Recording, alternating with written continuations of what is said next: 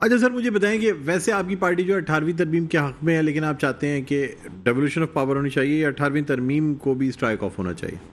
नहीं, 18वीं तरमीम जी मेरे ख्याल में पूरी तरह इम्प्लीमेंट नहीं हुई। 18वीं तरमीम का मतलब ये नहीं था कि जी इख्तियारात जो है ना वो फाक से लेकर सूबों के हवाले कर दिए जाए। 18वीं तरमीम का बुनियादी मकसद ये था कि वो एक डेवोल्यूशन ऑफ पावर का कॉन्सेप्ट था, जिसके तहत इख्तियारात जो है वो सूबों से फिर आगे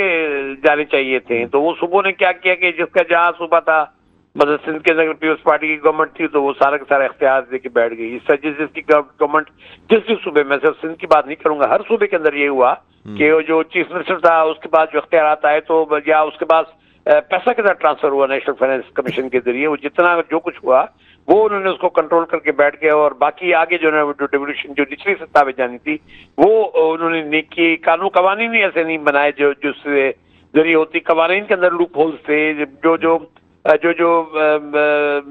लोकल गवर्नमेंट सिस्टम का जो स्ट्रक्चर बनाने की कोशिश की वो भी